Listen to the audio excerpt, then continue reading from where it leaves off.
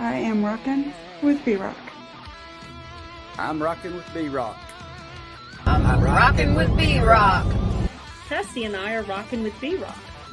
We're rocking with B-Rock! We We are Shotgun Superstars, rocking with B-Rock. I'm Chrissy. And I'm Jim. And we're rocking with B-Rock. Rocking with B-Rock! We are Asphalt Valentine, and you are rocking with B-Rock. Rocking with B-Rock! Ready to rock with B-Rock! Hey, this is Paul Liddell from Dangerous Toys and Dirty Looks, and I'm rocking with B-Rock. With B-Rock! I'm rocking with B-Rock. With B-Rock, and I'm looking forward to fight. Hey, it's Jeff from American Jet Set, and you're rocking with B-Rock. Because you're smart. You got good taste. What's up, everybody? I'm back. Here we go. It's Thursday. Thursday with me. Hey, I'm your Thursday night. So we're going to get right into this today. It's going to be a lot to talk about. After I got dived in and started looking at this fella, Gregg Fox, there's a lot to talk about. I mean, I don't even have to write things down. I started writing things down, and it was like, there's too much to write down. And we're just going to roll with this tonight. Very interesting. He's got a lot going on. He's done a lot, and he's got a lot going on at the moment that you may not know about, but you're going to know about it when we're done. So without hesitation, let's just bring him in. Mr. Gregg Fox. How we doing? I'm doing good. How you doing, Mike? I'm doing fantastic. You know, awesome. Nice to meet you. Nice to meet you. I've heard about RRO, Renaissance Rock Orchestra. With everything else, there's so much coming at you all the time. We right. Complain that there's never any new music, but believe me, there's so much out there. It's hard true. You can't get it all. So then you're, I guess, associate. I don't know what she is. Her name is Tabitha. Got a hold of me. Yeah, Tabitha Rock. She's awesome. She's the one that kind of hooked us together. Yes. And she does a lot of great work for me. And she's a great promoter. And she's been, very well connected in the industry with lots of people all around the country. And she's been doing a great job of connecting me into this person and that person. And thank you. I'm excited about this. And she got a hold of me. And next thing you know, I'm looking at I'm checking out RRO, and I'm like, oh my God. And I dive into you I knew your name. We'd known someone's name and a little bit about them, but you don't dive in it. Well, and I'm the same way. I know there's a lot of new music out there. I almost have to have my friends and people bring things to me because I'm in my rock orchestra bubble. I spend my life in that world. I spend so much time writing and composing and recording and reading contents and working on new shows and things like that I don't have time to go out and find it myself. And I know a lot of other people are like that too, but there is a lot out there. And it's the same thing you were talking about. It's like, you hear about a thing, you kind of see a little blurb on it on Facebook, right? Or Instagram or something. You're going, wow, that looks kind of cool. I got to check that out. But you never get back to it. And so years go by while this thing keeps growing and developing, which has been what's happening with Renaissance Rock Orchestra. I'm telling you. So I'm glad that you're in the pocket finally, Mike. You're in the game. Finally, thanks to Tabitha. She reached out. She's like, hey, you want to interview him? I'm like, sure. So then I get to diving in, and I'm like, wow, nice. We gotta do this. Now, going back to childhood. Okay. Yeah. What were your musical interests? What first got you started into music? What was your interest at the time? Yeah. Mine was 81. I found Judas Priest. Nice. Oh. Yeah. Beautiful start. Man, I was way into Judas Priest back in the day too. Back in those days, I was living in Bremerton, Washington, and I had this amazing band called Ictus, ICTUS, which is like a repeating rhythm pattern in a beat. It's called the Ictus. And we had this chick singer, Lorelei, that was just unbelievable. And I was doing a lot of shows with that band. We actually toured around the entire West Coast back in the day, great guitar player, Mark Black, fantastic band. And we really took over the Seattle scene in a big way. And we were doing all those really great, it was a cover band mostly. Right. Although we did several originals, and we ended up being on a couple albums in the Northwest called Best of the Northwest, the Pacific Northwest albums, Best of the Northwest. And one of our songs was a song called Looking Out for Number One that did really well. And a song that I wrote called The Ice Age Cometh. And these were both in our repertoire when we went touring about and doing shows. We were known back then as having the biggest sound system, the biggest light show of any rock band anywhere in the Northwest. Nice. And it's kind of cool because our sound guy and our light guy from back in the day were brothers. Alex Raphael and Sammy Raphael. They ended up going out and doing Metallica shows in Europe and Def Leppard shows in Europe. They did lots of Queensryche shows. Alex is still out with Jeff Tate on Jeff's new tour. And, he's fantastic. Yeah, and I just saw Sammy run lights with Jeff Cantrell out at the House of Blues Saturday night, and he absolutely just killed it. The light show was unbelievable. Sammy Raphael, you rocked that show. And both of those guys still run sound and lights for me in Renaissance Rock Orchestra. Nice. So many years later. I mean, we've been working together for well over 40 years now. So it's pretty cool thing. Yeah, so I started up in the Seattle scene, and my very first band was that band Ictus that did really well. But originally, I got into music from my family. I come from a very musical family, a very church-oriented family. So we were singing, we were in quartets. I was playing piano and also playing violin, which I did back in the day. I was in orchestra and stuff as a kid. But it was through my parents, very musical family. My dad was the choir director. My mom was the church organist. And my sister and I, when I was 5, and she was 3, we were up in front of the church singing This Little Light of Mine. Nice. So I think we could rock that too. You could rock fact, This Little Light of Mine. I still have a tape somewhere that I would love to put on a record. Me and my sister singing "The Light of Mine" when we were just oh, that's children. Fantastic. So that would be kind of a fun thing to use. But so I was very instrumental in music programs in school. You know, there was always music programs. So I was singing in the choir. I was playing in the orchestra.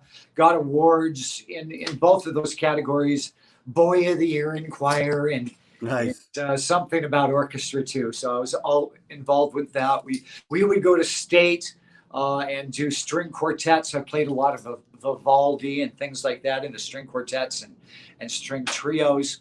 So I had this huge orchestra background, which is where I developed this love of orchestras and symphonies and that string sound, which I use in many of my pieces, not all of them. But a lot of the pieces in Renaissance Rock Orchestra, once you really delve into the catalog and the discography, you're going to hear these sweeping orchestral passages and this big, huge symphonic sound, which is a part of this symphonic metal thing that is Renaissance Rock Orchestra, which is Gregg Fox, because I write it all and I own the project and create all the material.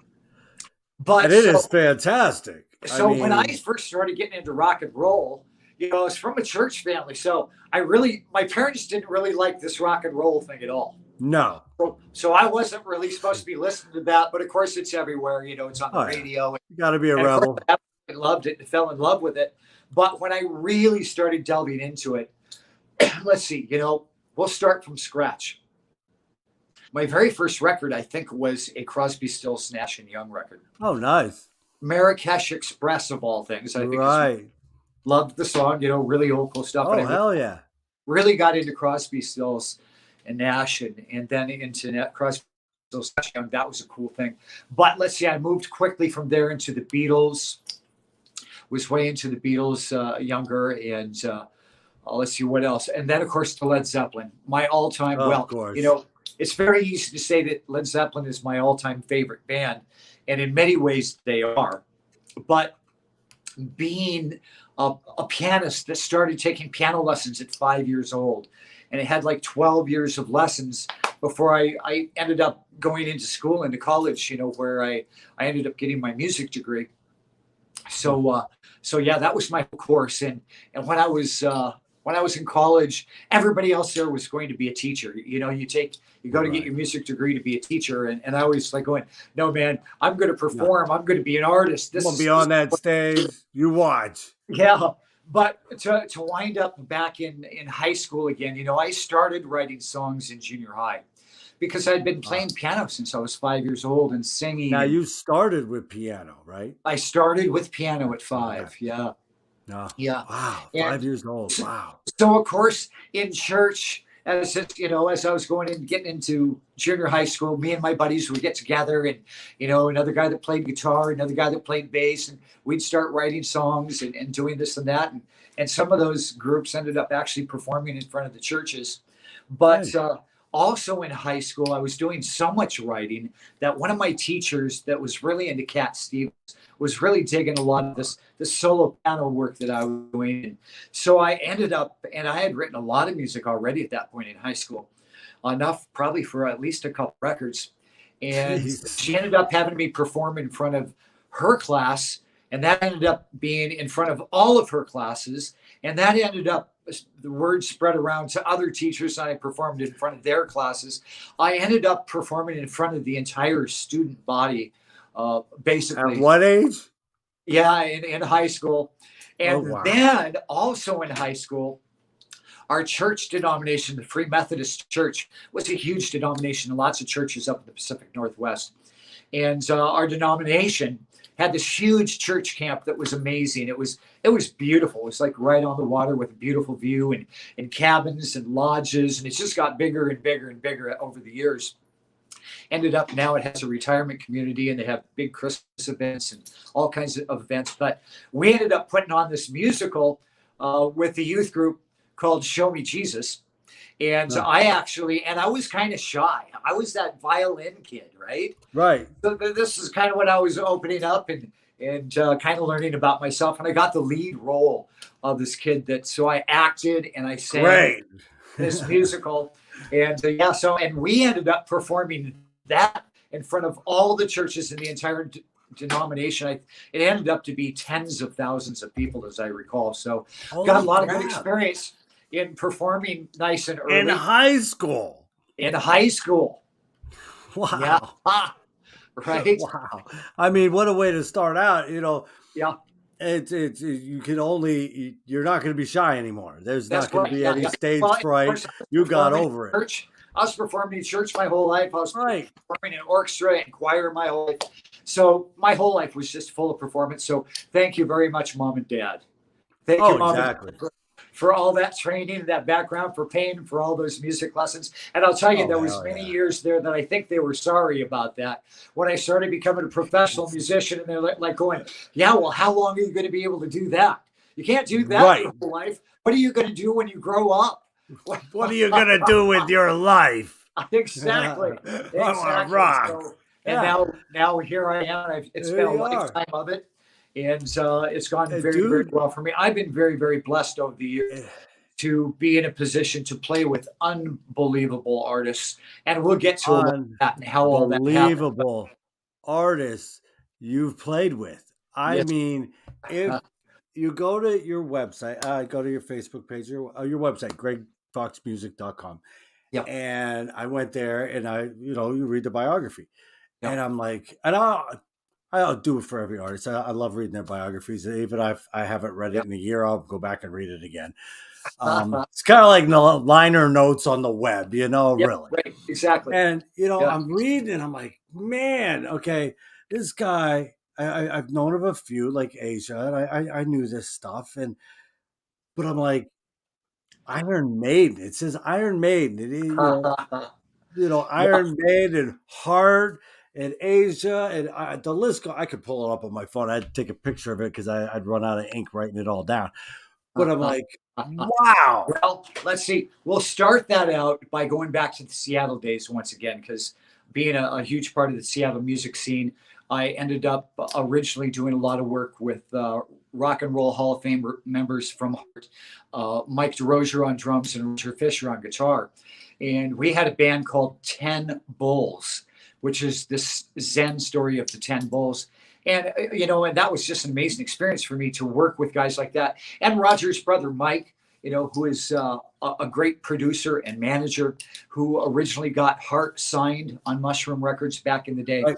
So to work with that kind of talent and these kind of songwriters, so that was an experience where I really cut my teeth, not only performing with a great band that was producing great sounds off the stage, but also developing. We had this huge warehouse that was a recording studio and a warehouse. It was giant. It was like a sound stage in Bellevue. And we went to rehearsals, almost every night of the week, writing music, recording music, practicing for shows. And so, I really learned a dedication. Learned a lot about songwriting from working with Roger and Mike and Mike DeRozier and Michael Fisher. And so it's that good was company there. Great. Yeah. It was a great way to come up and a great experience. And that moved into other projects in the Northwest that I was doing a lot of original work with the Joseph Lee Band up in the Northwest. I think Judy might be watching. Judy saw me, first of all, one of my great friends for years and years from Seattle with the Joseph Lee Band and great songs on that great melodic rock. And some of that's available to hear on YouTube and things also. But back in those days, back in those early days, I was still developing who I was as an artist and what I really liked, learning rock and roll, and that kept growing from this to that. The Led Zeppelin thing is a whole nother story that we'll have to talk about, because I have some great stories about my experiences, meeting some of the people in Led Zeppelin and being on stage with Robert Plant. But the holiest of holy. Yeah, I know, right? Yeah. Talk about a bucket list moment. But as a violinist and this orchestra kid and a pianist, when I started really delving into rock and roll and finding out what I loved, of course, I went straight to prog rock, right? Keith Emerson, Lake and Palmer. Yes, my all-time favorite band to this very day, yes. And it was a huge bucket list thing to me. As a matter of fact, back in the high school days when the Bee Gees were huge and Saturday Night Fever was the big thing. Oh, hell yeah. I was so bourgeois about my prog rock that, anybody that was into the Bee Gees, I thought there was something wrong there. And the whole disco thing, I was very against that back in the day. It had to be classical rock, it had to be. Real melodic music. The only music. And I would tell people, okay, we're going to listen to Close to the Edge. And if this does not change your life, there's something wrong with you. There's something wrong with you. You'll never get it. But of course, over the years, I've grown to really appreciate the Bee Gees music, the harmonies. Right. When we were younger, it was hard. Your buddies would get on your shit. They'd be like, what are you listening to that for? So you had to closetly listen to Prince and this and that. But nowadays, nowadays, Prince is regarded as way up there. And of course, I love his music. I've always loved his music. I performed a lot of his music back in the day, Back in the day, I came up in cover bands for years and years and years. Great cover bands, from one cover band to a better cover band to a better cover band, until finally I was at the point that I started being in original bands. And you just work your way up the ladder with your skills and your connections and your ability to perform. I have people ask me a lot of questions about, what advice would you give young artists? And it's important, and it's difficult in these days in some ways, because it really is. A lot of people develop their craft only on social media and only in their little studio. So they don't develop any skills at actually performing in front of an audience. And that connection that you develop with the crowd, the ability to look at the crowd in their eyes and connect with them on a lot of different musical levels, and to be able to perform in such a way that you develop excitement. Of course, every artist is going to be different, but it's so important to develop every aspect as an up-and-coming musician, not only your skills to be able to perform and to be able to write and to be able to record and record your own material, but to get out there in front of a crowd and really rock out and connect in whatever style you do. Not everybody rocks out. The whole world is not metal, and there's a lot of great music out there, but you still have to be able to present it in a very professional level, and it takes years of practice in front of crowds to really do that well. I was talking to Shez Kane. She's out of England. And a new artist came out about a year ago. And right when her new album got released, it was the pandemic and everything was shut down and this and that. And I asked her, I said, well, why didn't you do she really didn't do any of the live streams that other artists were doing and perform that. And she said there was no connection. I could not get I'm going to sing and I'm not getting that connection with the audience, either the clap or the feedback. She goes, I can't do that. So she's like, I need that live. I need the audience in front of me. I need that connection, and that helps me perform. Absolutely. Yeah. I absolutely get that. And I crave it. And COVID was very hard on artists that are used to performing all the time.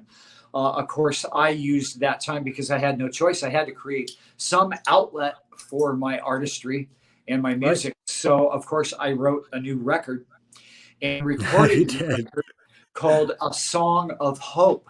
And I wrote it. Originally, it was all written to inspire people and to give them strength to make it through COVID and to know that we are all in this together, even though we're isolated and we're alone and we're going through hardships financially and losing loved ones and lots of things like that we are still all united. And music is a universal language that will bring us all together eventually. And in the liner notes of that record, I talked about that, how we will be all together again and we will all connect. But it's kind of interesting what happened with that record, because the title track, A Song of Hope, you can, of course, watch this on YouTube. You can listen to it on Spotify. We're on every digital streaming platform, whether it's Deezer. And I'm going to play it in a few minutes. Oh, good. Right on. Oh, good. Yeah. Now, the first single we released off that record is called In My Loving Arms, an amazing, amazing song. That's the one I'm going to play. Yeah, I think you're playing In My Loving Arms. In My Loving Arms. Interesting story. But first of all, I'll talk about A Song of Hope because it's a bit of an epic prog piece. It's a little bit in the Kansas / Emerson, Lake and Palmer style. Yeah, absolute great song. So it has some really great acoustic and vocal things to it. But it's been really interesting as life has gone on and COVID has opened up and we've gotten back to our world and what's happened with Ukraine and the Ukraine war. Because a lot of people started, the songs always, originally with COVID, people were sending me emails saying the song has given me strength. I lost my mom and dad during COVID, and thank you so much. I listen to it every day. And people that have had a lot of loss, lost their homes, trying to reconnoiter and kind of just reconstruct their lives because of COVID. But when the war started happening, I realized, of course, that this was a song that could really help inspire the Ukrainian people, because I really feel their pain deeply. And it seems at first, I know a lot of us did, but it seemed like nobody was doing anything about it. Exactly. And it really struck me hard. And, you sat here and you're like, why is nobody shelling bombs at Russia? Why are we not doing it? Why are we letting this bully basically kick some kid around? Exactly. Yeah. And it just broke my heart to see what those people were going through. So I started putting it out on all my social media and YouTube, and actually through another great promoter gal of ours, Christina, we actually started sending it out to TV stations, news shows, charity groups, and a lot of places they could use the song in their stories and this and that, so people would hear it, because strangely enough, the lyrics seem to be so poignant when it comes to inspiring the people of Ukraine and what they're going through. And so I ended up hooking up with a couple different charities like americares.org, very transparent with where money goes, and all of it goes to help people around the world, and these days directly to Ukraine. And also Samaritan's Purse, another charity group that we've kind of saddled our horse with a little bit to try to help out. So, and it certainly hasn't gotten any better, the whole war situation. I mean, Putin has pretty much basically just destroyed, a lot of the country. Destroying that country. Many of the major cities. So if you can, please go to americares.org or Samaritan's Purse and give. They're very great organizations that are very transparent with where their money goes. And a large percentage actually goes to people that need help. But so, yeah, and go listen to A Song of Hope. Please spread the word on your social media. Share it from you. Share it from YouTube and share it with people that are having difficult times in their lives, because it will, I'm proud of the song. To me, as a songwriter, you always try to connect with people on some level. And it can be difficult to do that because a lot of my music is full of people that are very, they're virtuosos. There's a lot of that neo-classical metal thing in there. So a lot of it is cerebral, not only lyrically, but musically. It goes beyond a lot of what you're going to hear in mainstream rock. Right. Although, there's times we just get down and we just rock out too. Right. But so, yeah, that's there. That particular song, I'm very proud of the connection I can tell, because people reach out to me and it has touched them emotionally a lot. It is a great song. I love that song. And, I thought for sure when I asked you which songs did you want to play, I thought for sure it was going to be that one. But you were like, I'm surprised I didn't. And I'll tell you, there's two reasons.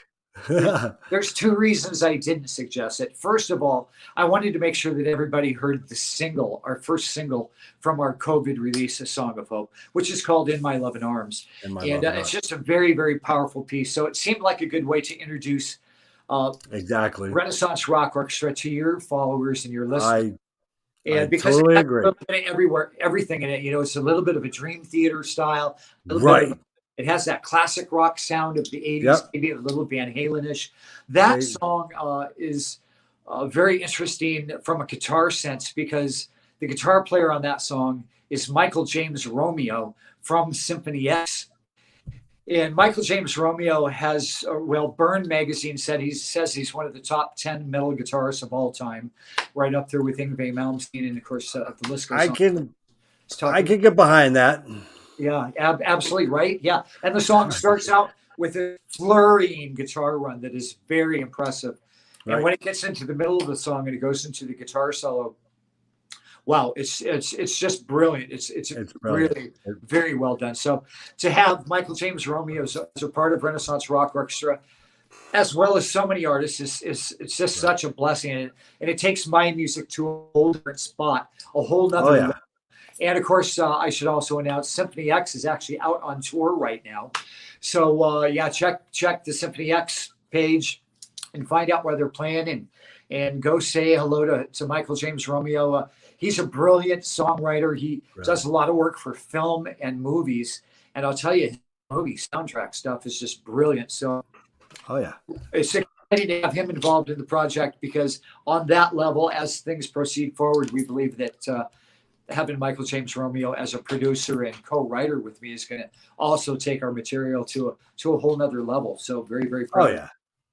Yeah. Well, since we're talking about it, let's stop right here, take a little break, and play In My Loving Arms. In My Loving Arms. Beautiful. I love it. So we will do this. Now, let me tell you a little bit about this video before we play it. This is from the YouTube, I believe. Yes. And this was the very first YouTube video that I created. So it's like a lyric video, and I'm using just pictures of the band. It's not any live footage, but it's done pretty well. I think it's gotten like 40,000 plus views. And so I wanted you to share that one, just because it had so many views and this and that. But I have several different versions out there on YouTube. So please go to YouTube, and everybody, when you go to YouTube, please subscribe. Subscribe. We just started our YouTube channel this year, so it's so difficult to gain traction and to gain followers and to get into the realm where it needs to be, which is up in that 50 to 100,000 followers minimum. But it's growing. So please subscribe when you go to the YouTube.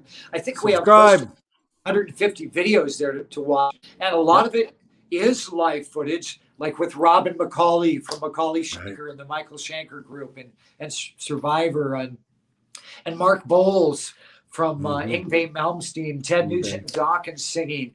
We have videos with Tony Harnell. from TNT. There's a lot of great stuff to go see on our YouTube videos. But now, okay. In My Loving Arms. In My Loving Arms. Enjoy. All right. We'll be right back.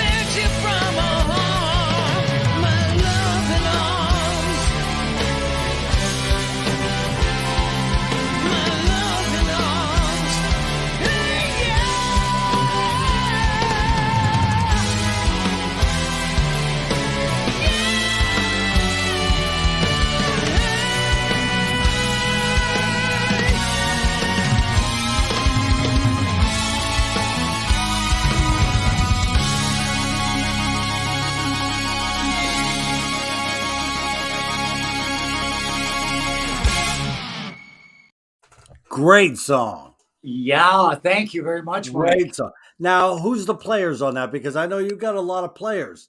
So Yes, who it's exactly was true. And on that song? for that record, A Song of Hope, by the way, here's the CD. And if anybody wanted a copy of the CD, you could just direct message me on any social media, on Renaissance Rock Orchestra, on Facebook, on Gregg Fox Music. That's Gregg Fox, 2Gs, as you'll see here at the bottom of your screen. 2Gs. Yeah, yeah. And I send copies. 1X. Of course, it's on all streaming platforms too, so you can buy it on Apple Music, on iTunes, and so please go do Buy that. the physical copy.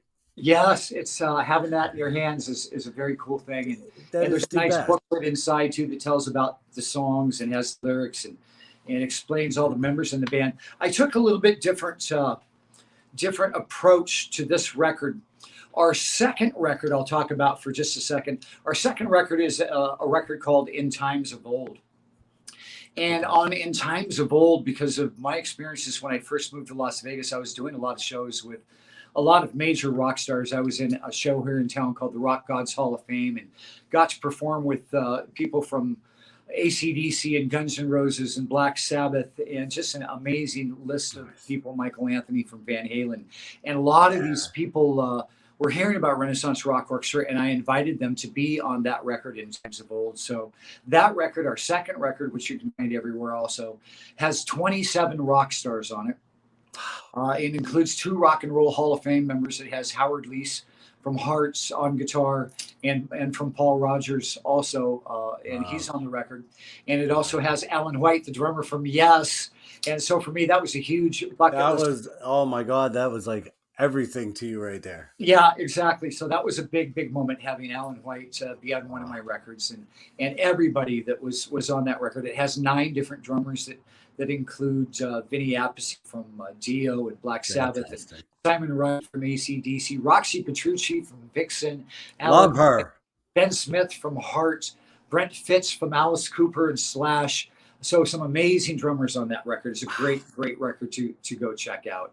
That is amazing. On the song that Alan played on, it's a song that Robin McCauley did the vocals. Robin McCauley from Michael Schenker. He's going to be out with Michael Schenker again this year for Schenker Fest, and from the McCauley Schenker group from back in the days, MSG. Such a brilliant voice. I love that group. Very instrumental in helping launch Renaissance Rock Orchestra originally. He was on our first 2 records, did multiple tracks on the record In Times of Old, our second record. But on A Song of Hope, I decided that I wanted to take a little bit of a different approach. I wanted to help start developing who Renaissance Rock Orchestra is and who we were going to be live, because a lot of times it's very difficult to get this list of players and rock stars all together to my God, yeah, their schedules, their tours, etc. So I knew I kind of needed to have a kind of a backup core group. Yeah, that was going to be the group. So I ended up on the album having the same players play all the songs, mostly. There's a couple exceptions for that. So that amazing voice you heard on In My Loving Arms of Mark Bowles is our main live vocalist, and he did every track on A Song of Hope. And wow, what a voice, right? He's got a great voice. I met, when he was with Nugent, I loved him then. And Nugent, Dawkins, and of course, he was the singer on the Trilogy album with Malmsteen. Arguably the finest Malmsteen record. That's my favorite. A lot of people think, and he sang that entire record. But I also, if you look at the bottom of your screen there, Mike, you can see the whole lineup that is kind of a part of the band, except for one exception. Brian Tishy did all the drums, and Brian and I do a lot of work together, not only in Renaissance Rock Orchestra, but we have a Led Zeppelin all-star tribute show called the Moby Dicks. The Moby Dicks. The Moby Dicks, yeah. I love it. We just did a show last weekend at the big rock club here in Las Vegas called Vamped. Owned by Danny and Corey Coker. Danny, the Count 77s, and the TV show Counting Cars. And so we played there Friday and Saturday, and I'll tell you, man, it's so cool that at my age, I still get to go out there and play some of my all-time favorite music, Led Zeppelin. And in that, we have Brian Tishy on drums, and who in my opinion is like the living reincarnation of John Bonham. He plays with that power that almost nobody else can do, like Bonham plays. And in that band we have Phil Suzanne on bass from Ozzy, and Chaz West sings. And Chaz, of course, was in the band Bonham. Yeah, he's one of my dude. That dude is so unknown. This guy should be ultra famous for his vocals. He is an amazing he's so vocalist. There's a unbelievable YouTube video of the band Bonham with Jason Bonham on drums, of course, and Chaz singing, doing Stairway to Heaven. That's it's on YouTube. And it was filmed somewhere in Europe, I believe, and I can't remember where, so you can find it on YouTube. But you'll find it and he does such a great job singing that is comparable to any performance that Plant ever did of Stairway to Heaven. And so good. So it's an honor to play with those guys in the Moby Dicks. But to have Brian drumming for me in Renaissance Rock Orchestra has always been great. And him and I also do a lot of other shows together that he produces, like the Bonzo Bass show, which we do at NAMM every year, take COVID out of the picture. But did that several years with Brian out there at the NAMM show and here in Las Vegas. And the great thing about Bonzo Bash is it's all about Led Zeppelin music and about John Bonham. So I get to perform with some of the finest drummers in the world from every famous band, and it goes on for hours. It's an amazing thing to witness. But Brian also has a show that he produces called Randy Rhoads Remembered. And in Randy Rhoads Remembered, I get to perform with Brian and with some of the finest, and with Chaz. Chaz is the singer for Randy Rhoads Remembered. But we play with the finest guitar players in the world. So, so those kind of events, when you go see those, it's pretty amazing to see so many amazing guitar players, world famous guitar players, rock star guitar players. Joel Hoekstra has Randy Rhoads Remembered with us. Bumblefoot has done some shows with us, and Bumblefoot also plays guitar on my second record, In Times of Old, on a song called My Lonely Heart. Check that out. My Lonely Heart, amazing song. The guitar solo from Bumblefoot is just crazy on that song, My Lonely Heart. That's on YouTube. Okay. So for this record, Brian plays the drums, Mark Bowles does all the vocals. On guitar, as you know, we already talked about Michael James Romeo, who did 3 songs, but then he got involved in some film work to do the entire record.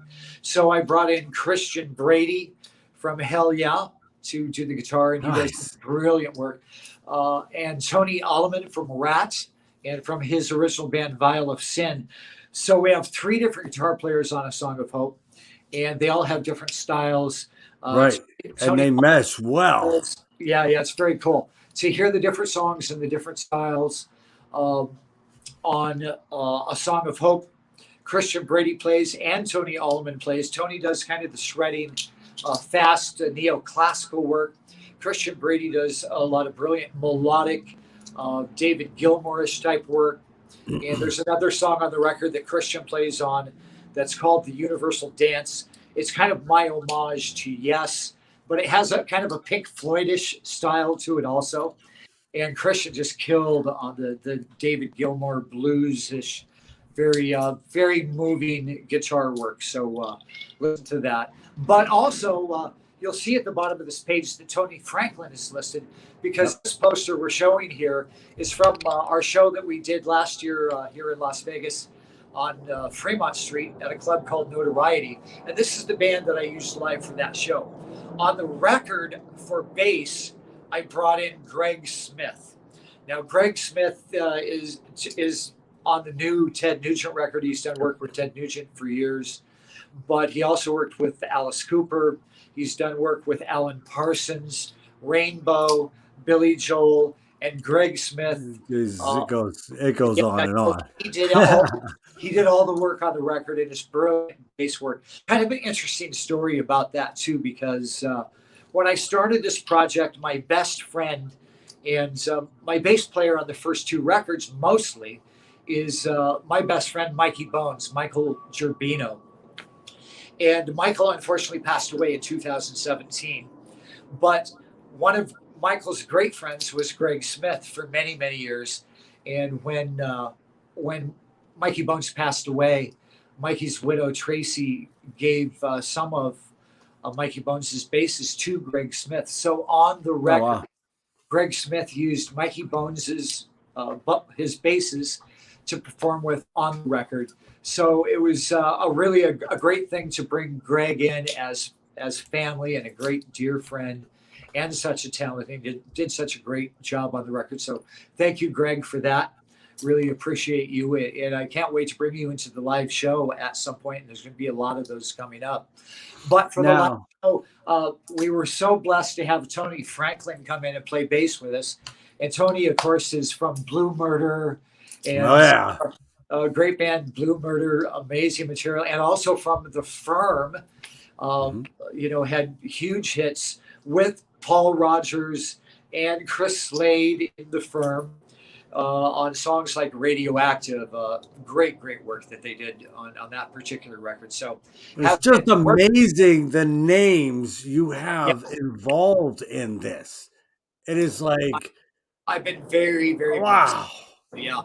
So and Tony did a brilliant job live, and to work with him has been a great experience. He has continued on to start doing more work with us on our fourth record, which we're writing and recording now. So I have Tony on one track on that, and he's so down to earth, and Tony's a very zen kind of personality. So he's great to have around and to work with on writing material.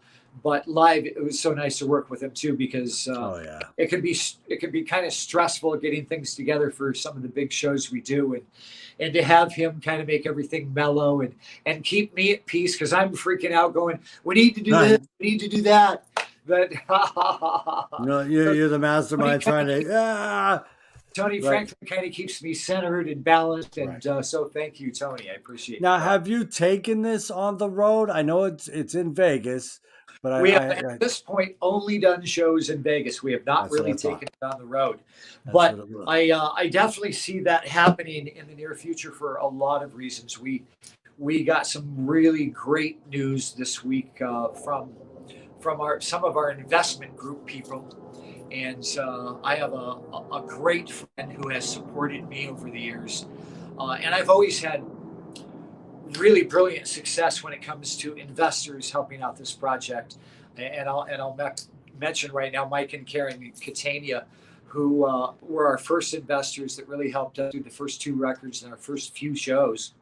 Nice. So I'm very grateful to them for really helping out in a big way, in a big way to get us rolling. And now we have another great friend and investor, Rick Brandt, who is a NASCAR guy, and Justin Algar drives for him. And he's down in Brazil right now doing some NASCAR races down there. But so we're really looking forward to this partnership growing with Rick Brandt, who has always supported. He helped was a major supporter in helping me finish A Song of Hope and get it recorded and mixed and mastered like people by.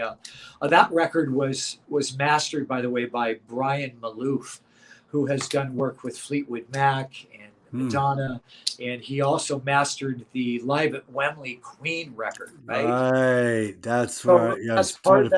That's part of why that record sounds so good, besides the brilliant talent and hopefully the songwriting on my part, but having people like Brian Malouf work on our project. It don't hurt. Yeah. It don't hurt. That's right. Yeah. Does not hurt at all. Right.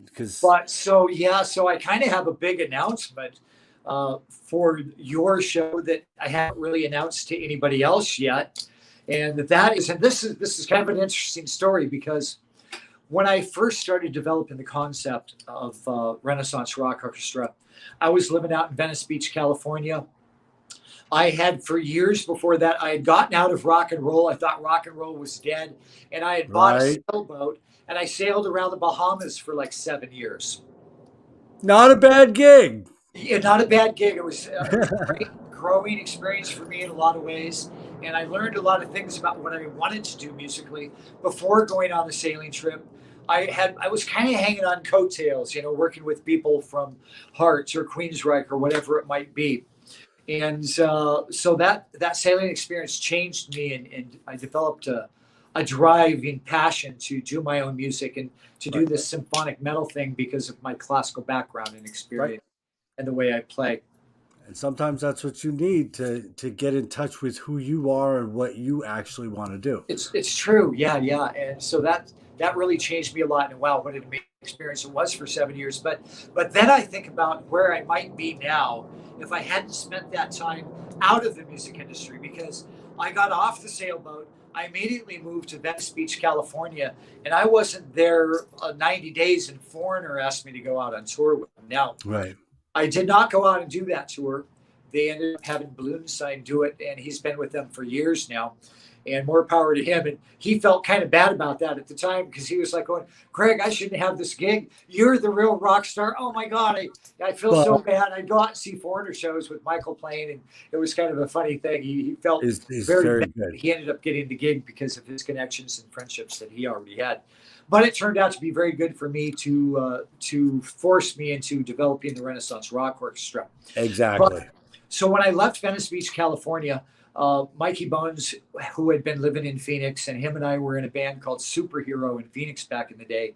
That was like an amazing cover band. This was before I bought the sailboat, and rock and roll was dead.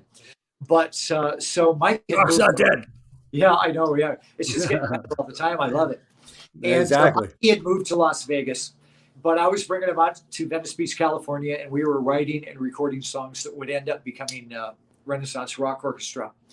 And so I'd come back to Las Vegas, and he knew everybody because he's from Queens. And so he knows all those East Coast guys, whether you're talking Satriani or Vai or Bon Jovi. And he grew up in that whole scene. And so they all knew him. So Mikey Bones helped out a lot on the first two records, bringing in a lot of great rock star names, people I didn't know. Roxy Petrucci would be one of those for sure. So having her drum on a song that Robin McCauley sang on called To Be With You was another great thing. But so I came out here to Las Vegas. We started talking about me moving here and putting a show together. But so when I first moved out here, we would go out and we would see Trans-Siberian Orchestra shows. Beautiful. I fell in love with the Trans-Siberian Orchestra thing because I'd go out to these shows and I'd see tens of thousands of people and little kids. And they were packing these places in Las Vegas. And the kids, it was their very first rock show, and they were so excited about it. And I kept looking at it going, wow, I love this. I could do this. I could write that kind of material. And so hence the concept of Renaissance Rock Orchestra was born. But I've always told people from the start that if they ask what Renaissance Rock Orchestra is, I say, take Trans-Siberian Orchestra, take out the Christmas, and add rock stars. Right. So the concept has always been from the start to have a revolving door of rock stars. Well, over the years, that's changed a little bit since I've developed this core band mentality for a while. But I believe as it grows, when we start to go out and do festivals in Europe and South America and Japan, that we will get back to this revolving rock star thing. I still look forward to the day that on stage we will have Michael James Romey on guitar and Bumblefoot on guitar, and we will have Robin McCauley singing and Mark Bowles singing and Tony Harnell singing, all on stage during the same show. Right. So, but trying to, time everything with everybody else's thing, because everybody's doing like multiple gigs now, multiple bands, super groups and this and that. And some of these bands will never tour. And it's like, man, Right.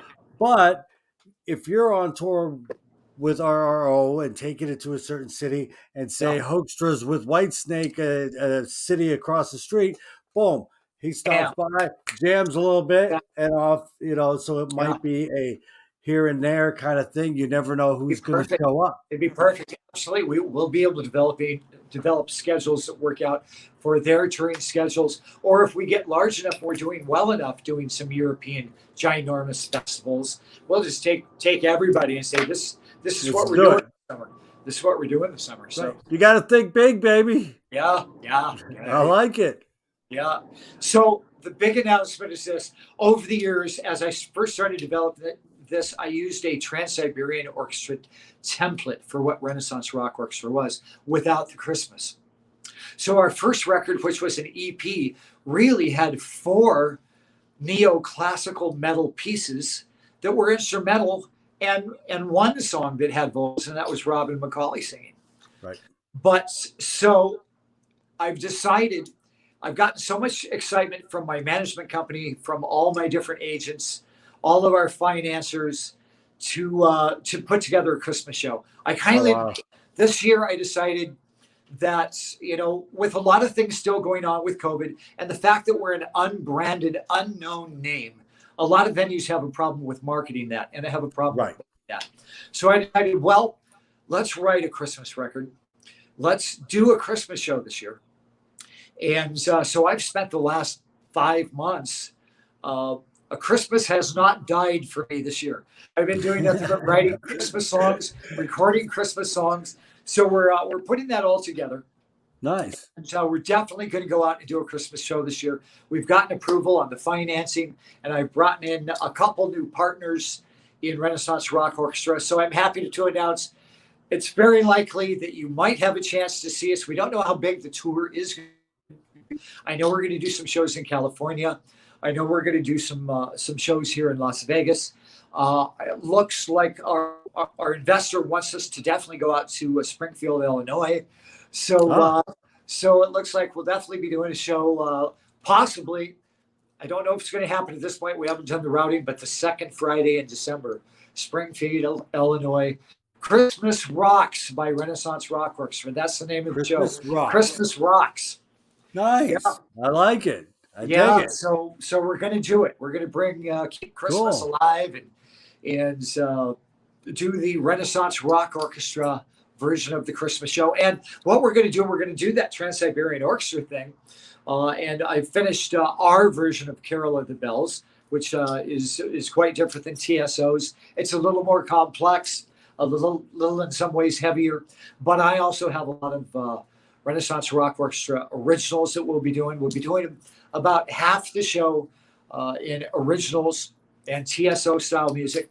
And the other half of the show is going to be Renaissance Rock Orchestra styled versions of known songs, such as, let's see, we're actually going to do a version of All I Want for Christmas. Oh, wow. Kind of the Mariah Carey show, but a version of that song. But I started it with a very orchestrated TSO thing. And then Mark Bowles comes in, and we kind of go into a metal / TSO / My Chemical Romance version of the song. Oh, wow. Which is very cool. We're going to do other songs like Santa Claus is Coming to Town, kind of nice. Rock Orchestra / Bruce Springsteen version. We're going to do Rockin' Around the Christmas Tree. I think I kind of took the Helix version of that and did our own arrangements. I have this really cool arrangement of Run Rudolph Run, which is, of course, has been done by Bryan Adams, by who else? Sheryl Crow, the Foo Fighters.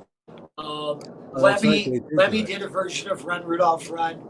So I kind of took all that together and I blended it with the ELO version of Roll Over Beethoven.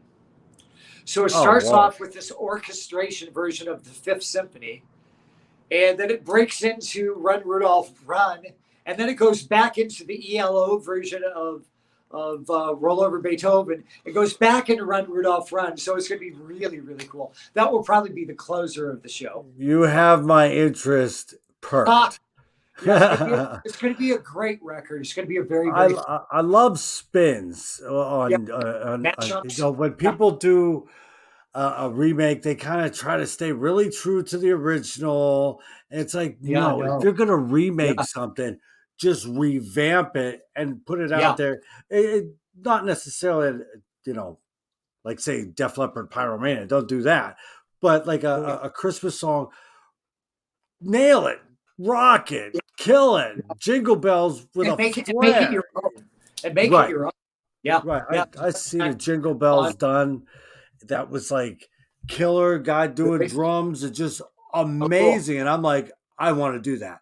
And that's what I want to see. And our version of All I Want for Christmas, which starts out very Renaissance Rock Orchestra, Trans-Siberian Orchestra-ish. very symphonic, and then it goes into this heavy metal, our version of it. And in the middle of that, we go into Jingle Bells, Nice. just like for one short verse, and on the way out, I kind of take it into this prog world thing where we start doing kind of these yes breaks, and Mark Bowles goes into this new material on Jingle Bells. So you'll dig that, Mike. You'll dig wow. Yeah, I'm looking forward to this. I'm looking forward to it. yeah. I'm gonna have to, once I get the dates, I'm gonna have to see. Hey, honey, get me some plane tickets. I need to go here. I need to go there. We'll I find got where. Hey, one Yeah. of the two. I'll either get you here or I'll go there. Hey, give me Whatever one works. second. I'm going to close. I live in Las Vegas, everybody. And of course, it's a beautiful sunny day here. And so I usually have my door open and I'm enjoying the sunshine. Oh, hell yeah. And this time of day, a lot of I don't know if you've been able to hear it, but a lot of just the a little flights are flying out. It's a little bit noisy. It's all right. Hasn't been that bad. I mean,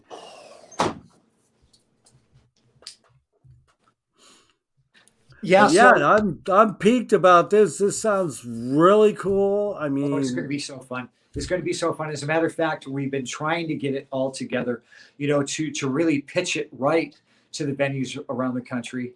Right. You need to have some kind of video content to do that. Exactly. So we're taking this into a place here in Las Vegas, and I'll give them a little mention and shout out as long as we're talking about this. We're going to be doing a video. It looks like early June, and we're a little bit late on it, but it's taken me a while to write and record and arrange this and try to get everybody's schedules together to try to do a video shoot.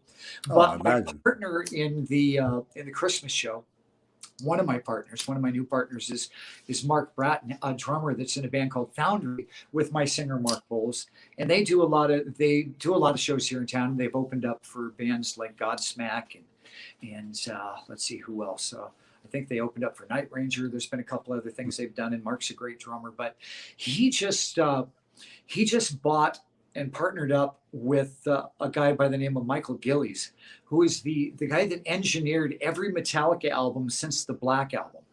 Oh, wow. And they bought a church in the Fremont area of Las Vegas, down by Fremont Street, and they have turned it into a recording studio called the Sonic Temple. And I think I have heard of this. Have you? Yeah. I've heard this. They've turned it into the newest hi-fi thing available, Dolby Atmos. And as a matter of fact, they're going to be remixing the entire Metallica catalog in Dolby Atmos at the Sonic Temple. Wow. So yeah, if you need to record, they come to Las Vegas to do it in a really awesome retro church, right? Dude, that would be cool. That's very, very cool. So that would be cool. That's where we're going to do our video at. And we're going to shoot the video there, and we'll be recording it in that studio. So it's a live recording of the show. We'll be doing 3 songs. And so I'm excited to get that done. So we have our work cut out to prepare and rehearse. You only got a couple of weeks. Yeah, that's right. Yeah, we're only a couple of weeks out on that. I also want to mention another new partner that we brought into the Renaissance Rock Orchestra that I'm very excited about. And he's just a brilliant guy to work with on a business level and an entertainment level. His name is Brian Parisi.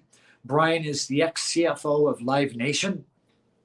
He's also, he was the SVP, I believe, of Warner Brothers Entertainment, their movie division for years. So he has a lot of experience in not only finance and doing shows, but the entertainment business in general. And Brian is the head of a new venue out in California in the Riverside, Norco area. It's currently called the Silver Lakes Sports Complex and Equestrian Complex. Equestrian. And they just did it. Horses.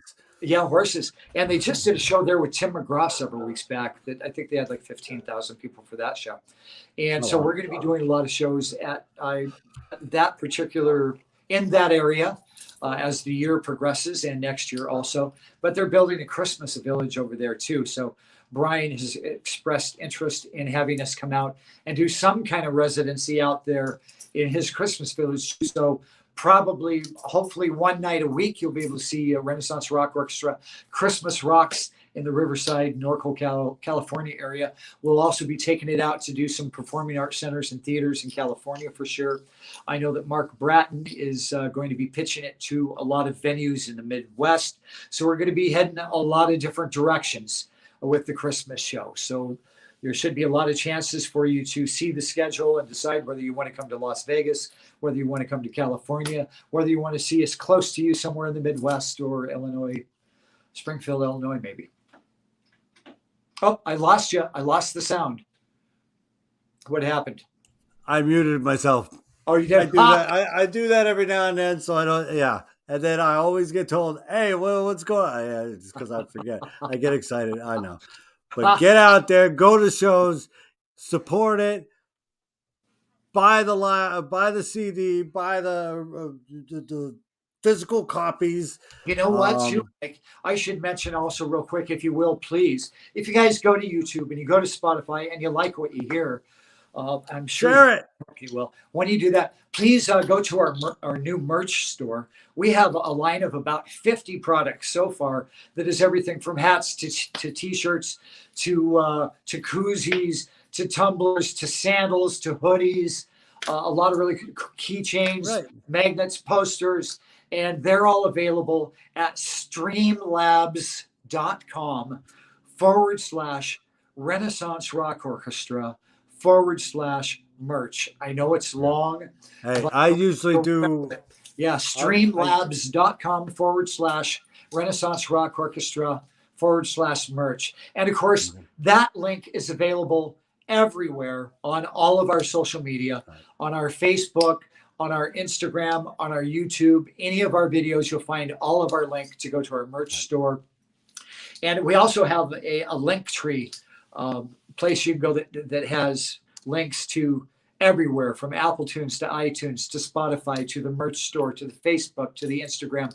And the easiest place to go find that is on Instagram, really. Go to Renaissance Rock Orchestra on Instagram, and in our bio, you'll see a link to our link tree, which sends you everywhere. So that's the easy way. Yeah. And then tomorrow, either tomorrow or Saturday, when I usually make up a post, and I'll put like all kinds of links in it: merch links, YouTube links, Spotify links, Facebook links, whatever, website link.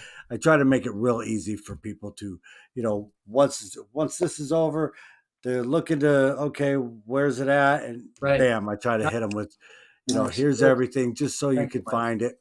Oh yeah, yeah. I found. Hey, we're gonna be putting this interview on our YouTube too. I know they'll be able to go find it at your sites, but you'll also be able to find it on Renaissance Rock Orchestra at YouTube, and of course, I'll have all of Rockin' with B-Rock's links there too. Yeah, baby. I heard that guy's kind of cool. We're on this. We are connected. Connected. Hell yeah! We'll have to have you back after everything starts shaking out with what's going on. You're not allowed to do anything. You can probably tell we really didn't get into too many of my stories because we're talking about the project overall. But I got 4 more shows with you to try to get all my rock and roll stories. You don't want to fill one show up. You come back and then you share some stuff that's going on with RRO, and then we'll get into some more stories, and then share some more. Every time, hey, there's a reason for you to come back. You gotta hit me up and say, hey, there's a reason for me to come back. Let's do it. Absolutely. And I'll have you back. I have no problem with that. Anytime people want to come on, they just let me know, hit me up, and I make room for them, and bam. Cool. Are you going to play one more Renaissance Rock? I am going to play one more. See, you are way ahead of the game here, man. You're on it today. This ain't my first rodeo, brother. This is the Gregg Bach show. He's running shit around here today. I'm sorry. Let me tell you. Dude, you got it. The song we're going to hear is a kind of a staple of our discography, and it's it's a favorite of people. The 2 songs I'm going to mention, one is called JS Rock, which is an instrumental song that I took a Bach piece, an invention of his that was like a minute and a half, and I turned it into this neoclassical thing. So go watch JS Rock. But the song we're going to play today is called The Author of Mystery. It was on our second record. It's sung by Robin McCauley. The vocals are amazing. Robin. On this record, we have Brian Tishy playing the drums. We have Robin McCauley on vocals. We have Steve Connolly from Flotsam and Jetsam doing all of the bass, all the rhythm guitars. Mikey Bones, my best friend, rest in peace, playing bass. But the guitar solo is George Lynch. The God himself. Yes, Mr. Scary. One of the gods. Mr. Scary, yeah. Right. Mr. Lynch Mob, Mr. Dawkins. So that's the author of Mystery. So I hope you guys all enjoy it. Okay, hey, like I said, whenever you want to come back, I'd love to. Let me know. And just hit me up. I'm sure Tabitha, me and her keep in touch. She's great. Keep her around. She's got your Thank you again. She's got your back. Got your back. You rock. She is a fantastic human being. She's hot too, isn't she? Yeah. Kind of. A little bit. Don't tell her I said that. She's in here somewhere. I saw her earlier, so she's gonna be like, "Oh my God, she's blushing right now." You know that. But yes, I will get a hold of her. I'll keep in touch with her, and I will have you back. Definitely. You're not allowed to do anything. I want you focused on that because you got a few weeks to get their videos done and get them out so that you get on the road. And then I expect to hear from you on how well things are going. I'll get you back on the show. You got it, brother. Thank you so much. Very nice. So great meeting you. Yeah. Excellent. Well, we'll have to meet in person sometime and just hang out. Thanks, everybody. Thanks for watching. Go subscribe. Go watch. Subscribe. Buy the merch. All right, brother. You have a great night, and we're gonna we're going to do the author of Mystery right now. So enjoy the show. Enjoy the song. Thank you so much for being here. Gregg was an absolute perfect guest, man. I love people that want to talk, want to share everything, and I can make 4 or 5 different shows out of it. He's going to be back. Another a Christmas show he's working on. Can't wait for that. And some of his spins on some of the tunes. That's going to be fantastic, dude. You got to be kidding me. I love that kind of shit. So I will post all the links tomorrow. I'll try to get to it tomorrow. I should be able to get to it tomorrow. I'll post all the links, merch links, sites, everything you need to know, everywhere you need to be to learn more about RRO, Renaissance Rock Orchestra. Orchestra is hitting really big right now with like Symphony X kind of got the ball rolling and TSO, but there's other things going on in Europe, here. Once you go down that wormhole, man, you're going to find a lot. And Renaissance Orchestra, Rock Orchestra is one of the ones that is out there pretty much in front of everybody. So I will see you next week. Next week I have Rick Roll from Every Mother's Nightmare going to be joining us. Be at Masquerade in Philadelphia in July, but we get to sit down and talk to him. Great guy. Can't wait to have a little chat with him. But in the meantime, have a great week. Make sure you check out the radio show on Wednesdays, 1 to 3, Toxic Radio. So let's get right to the song, and I will see you next week.